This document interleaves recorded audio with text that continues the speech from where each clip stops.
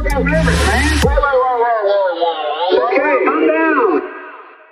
Speaking of neo-Nazis and whitewashing, can you talk about the Azov Battalion and what that is for those viewers out there and listeners who don't know, and how they're being represented right now?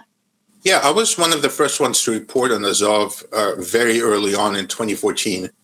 They were a group that was formed out of a neo-Nazi gang when Russia first started supporting rebels and flooding eastern Ukraine with weapons and forces and leaders.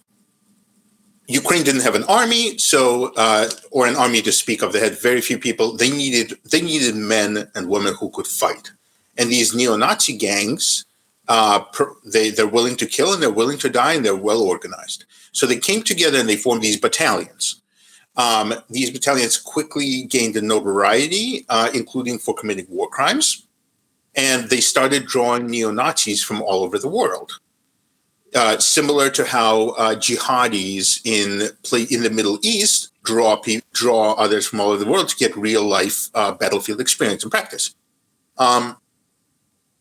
They became integrated. Azov was the most successful of them on both the military and the PR fronts. They have an excellent PR machine.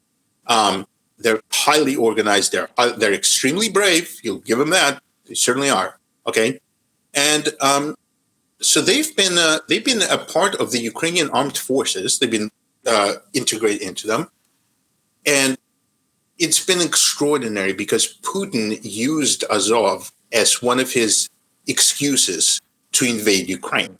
Okay, which is bullshit, because Russia also has neo-Nazi organizations that doesn't give anybody a right to invade Russia. Okay, he cynically used this as an excuse for committing war crimes in Ukraine.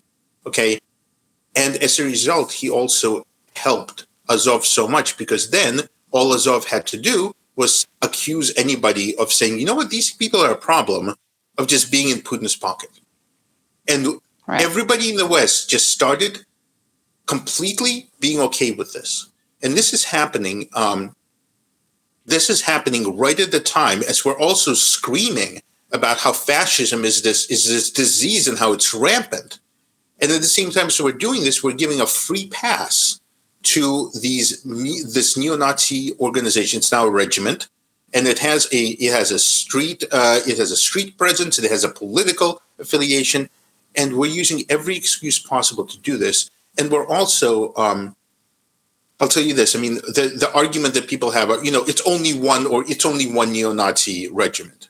Well, first of all, I mean, that does seem like quite a lot. One seems one too many, considering this is battle-hardened people who are training extremists from all over the world. And this includes people who were in the FBI, arrested American neo-Nazis who went to Europe with Azov. So we went from saying, it's only one neo-Nazi battalion.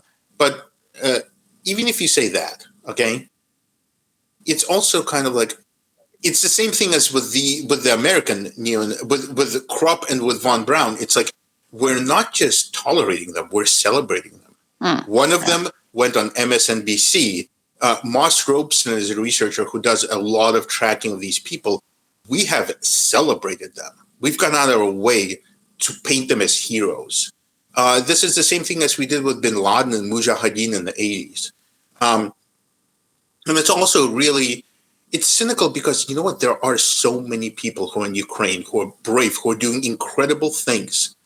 It's like, not only is this a neo-Nazi formation, but it's the neo-Nazi formation that we choose over and over and over to feature, to celebrate. This guy, one of them was just making the rounds. He was on MSNBC. He came to Stanford, too. So I guess Stanford does have a commitment to hosting the fascist inclination. And it's just like, you know what? Really, Stanford could have hit a dartboard and hit out of a land of 40 million people. Okay, surely you could have found somebody who is not a neo-Nazi and who you could feature. Okay, it's an insult to Ukraine to constantly be harping on this. I think America is just in.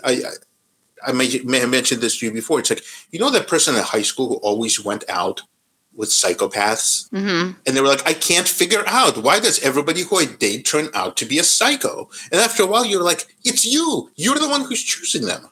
Right.